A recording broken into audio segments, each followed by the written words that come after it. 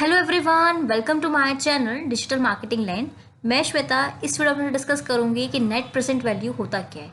Friends, net present value जो किसको हम कहते हैं एनपीवी, ये एक कैपिटल बजटिंग की एक अप्रोच है।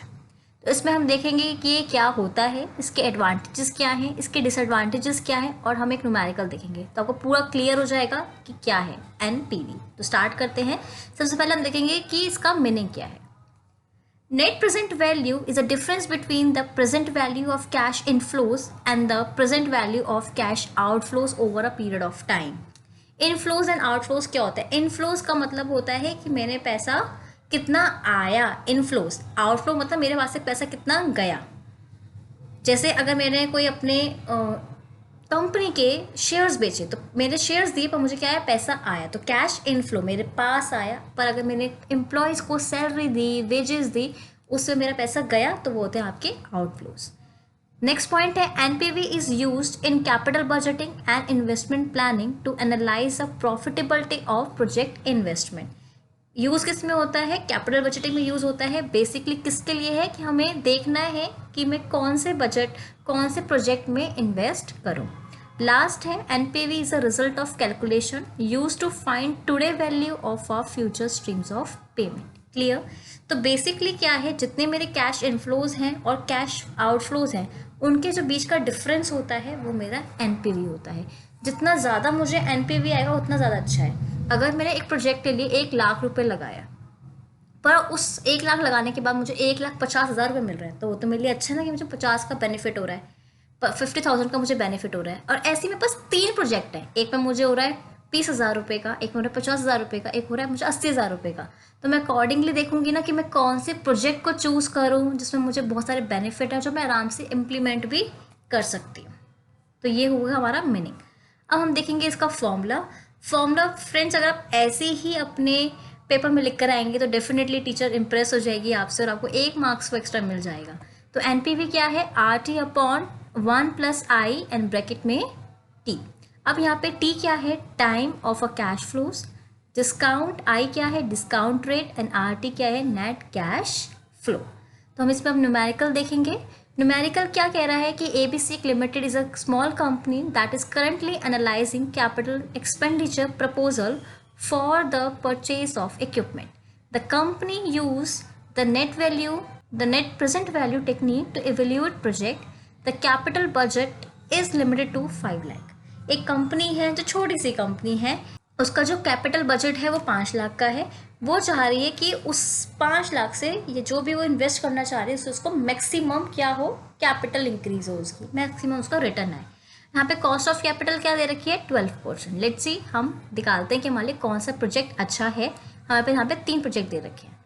एक में उसने 2 लाख इन्वेस्ट किया हुआ है, एक में उसने 1,90,000 इन्वेस्ट किया हुआ है, एक में उसने 2,50,000 इन्वेस्ट किया हुआ है। अब क्या है, सबके रिटर्न्स अलग अलग हैं। एक में उसको क्या, जो फर्स्ट प्रोजेक्ट है उसमें आपको 50,000 रुपीज़ कंपनी को आ रहा है कॉन्टिन्यूसली, जो है आपका वही आएगा। पहले ईयर में भी 50,000 है, सेकेंड ईयर में भी 50,000 है, थर्ड में भी, और यही आपका चल रहा है। नेक्स्ट प्रोजेक्ट में उसमें थोड़ा वेरिएबल है, चेंज हो रहे हैं। पहले में 40 आ रहा है, फिर 50 है, थर्ड ईयर में 70,000 है, लाइक दिस। थर्ड ईयर में क्या है, आपके 75 आपको आ रहा है 1000, फिर नेक्स्ट में भी 75,000 आ रहा है, फिर 60 आ रहा है। तो हम क्या करेंगे, सारे प्रोजेक्ट्स का एनपीवी निकालेंगे एंड फाइंड आउट करने वाले हैं कि कौन सा एनपीवी आपके लिए अच्छा है। अब क्या है इसमें, मैंने पहले एक प्रोजेक्ट लिया, जो आप इस चीज़ की प्रैक्टिस हो जाएगी तो आप एक बड़ी सी टेबल बना सकते हो और सारे एक साथ निकाल सकते हो। बट यहाँ पे मैंने क्या किया, हर प्रोजेक्ट को अलग अलग निकाला है जिससे आपको बहुत आराम से क्लियर हो जाए। तो क्या है, ये आपका बहुत क्लियर हो गया। ये क्या होता है, आपका प्रोजेक्ट की वैल्यू ऑलरेडी गिवन थी। अब हमें बात आती है कि ये वैल्यू फैक्टर क्या है। यहाँ पे क्या है, ईयर ले रखा है जो कि ऑलरेडी गिवन है क्वेश्चन में कि ईयर है 0 में इतना आपको आपने इन्वेस्ट किया, देन 1 ईयर में आपने इतना आपको रिटर्न आया, सेकेंड ईयर में आपको इतना कैश इन फ्लो आया। ठीक है, अब हम बात करते हैं वैल्यू फैक्टर कैसे आया। स्टूडेंट्स, आपको रिमेंबर याद है कि हमने जो फर्स्ट क्वेश्चन पढ़ाई था तो उसमें कॉस्ट ऑफ कैपिटल क्या लिख कर आ रही थी? 12%। तो हमें कैसे निकालेंगे? सिंपल क्या करेंगे, कैलकुलेटर लेंगे, लिखेंगे 1 अपॉन 1 प्लस 1 2। ठीक है, इजिकल टू करेंगे अगर आप, तो आपको यही वाला आंसर मिल जाएगा।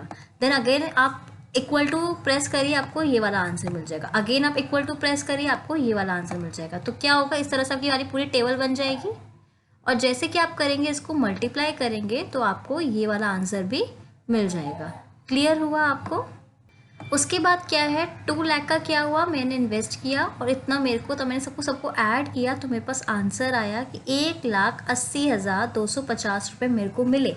मतलब कौन इन्वेस्ट करेगा कि उसने 2 लाख पे किए और 5 साल में जाके उसको उल्टा पैसे कम मिल रहे हैं, तो कोई इन्वेस्ट करेगा नहीं। मतलब ये वाला प्रोजेक्ट तो मुझे लेना ही नहीं है। नेक्स्ट वन आता है, सेम मैंने क्या करा, ये तो आपको निकालना आ ही गया है वैल्यू फैक्टर। तो हमने सेम क्या किया, यहाँ पे टेबल बनाई और स्टिल हमने जो सेम किया था ऐसे हम मल्टीप्लाई करेंगे।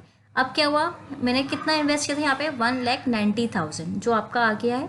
फिर मैंने सबको टोटल किया जो मैंने मल्टीप्लाई किया था, यहाँ मुझे आया 2,15,635 रुपये। ठीक है, तो मैंने इसका आंसर निकाला तो मेरे को आंसर 25,635 आ गया। तो ठीक है, ये मैं इन्वेस्ट कर सकती हूँ क्योंकि मैंने इसमें कम इन्वेस्ट किया पर मुझे ज़्यादा आ रहा है। तो ठीक है, मैंने इसको देख लिया कि ठीक है ये वाला प्रोजेक्ट मैं लूँगी, पर 1 तो मुझे बिल्कुल लेना ही नहीं है। अब मैंने थर्ड की तरफ देखा, थर्ड को भी मैंने सेम कैलकुलेट किया, सेम पैटर्न, और उसके बाद क्या हुआ, मेरा आंसर आया 27,050 रुपीज़। तो मैंने उसको कंपेयर किया BC को, तो थर्ड वाला ऑप्शन मेरे लिए अच्छा है क्योंकि मुझे उसमें ज़्यादा रिटर्न आ रहा है। इतना क्लियर हुआ? स्टूडेंट्स, आपको कोई भी डाउट हो कि आपको क्वेश्चन समझ में नहीं आ रहा हो या कोई इससे रिलेटेड कोई भी क्वेश्चन हो तो आप कमेंट बॉक्स में ज़रूर लिख सकते हैं। अब हम बात करते हैं इसके एडवांटेजेस की। एडवांटेज क्या है, इसने टाइम वैल्यू ऑफ मनी को कंसिडर किया। ये बेसिकली क्या है, टाइम वैल्यू को कंसिडर करा कि आज के 1 रुपये की कॉस्ट नेक्स्ट ईयर 1 रुपये की कॉस्ट नहीं होती, क्योंकि बहुत सारे फैक्टर्स होते हैं, इन्फ्लेशन होते हैं, ठीक है, इसलिए रुपीज़ की जो वैल्यू है घट जाती है। तो इसलिए हमने क्या करा, इसको 12% कॉस्ट ऑफ कैपिटल से इसको रिड्यूस कर दिया। तो इट मीन्स जो NPV है वो method take into account the time value of money. Cash flows is consider, हमने सारे कैश फ्लोज देखे हैं, इनफ्लोज भी देखे हैं और आउटफ्लोज भी देखे हैं। ये क्या करता है, काम किस में करेगा, wealth of share holder maximisation. फिर हमने बात करी कि the NPV use the discounted cash flows that is express cash flows in term of current rupees, जिसकी वजह से आपको आज की कॉस्ट पता चल गई रुपए की कि हाँ नेक्स्ट ईयर मुझे इस रुपए की वैल्यू इतनी होगी।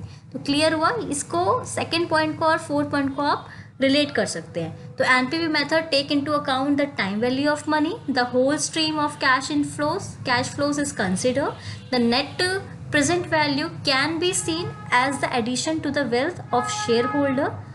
Then the NPV use the discounted cash flow that is express cash flows in term of current rupees. Clear?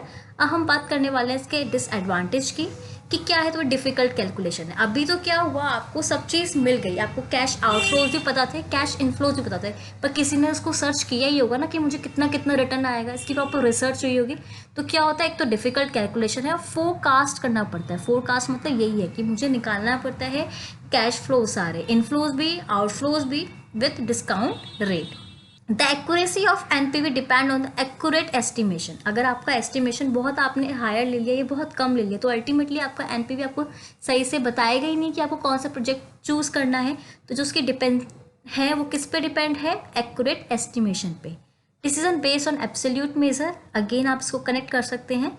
It's ignore the difference in initial outflows, size of different proposal etcetera while evaluating manually exclusive project. क्योंकि अभी मैंने क्या देखा, जिसमें मुझे ज़्यादा return आ रहा है मैंने वो वाला चूज़ कर लिया। क्लियर हुआ? हमने क्या करा आज इस वाली स्लाइड में, इस वाली वीडियो में हमने ये देखा कि NPV होता क्या है, फिर उसका फॉर्मूला देखा, एक उसका न्यूमेरिकल देखा जिससे आपको बहुत क्लियर हो जाएगा, और न्यूमेरिकल से आपको उसको समझ में आ गया होगा कि इसके एडवांटेज क्या हैं और डिसएडवांटेज क्या है। तो फ्रेंड्स, अगर आपको वीडियो में कोई भी डाउट हो प्लीज़ कमेंट बॉक्स में आप ज़रूर अपने कमेंट मेंशन करें। आपको वीडियो अच्छी लगे तो भी प्लीज़ मुझे अप्रिशिएट करना एंड लाइक शेयर ज़रूर करना। थैंक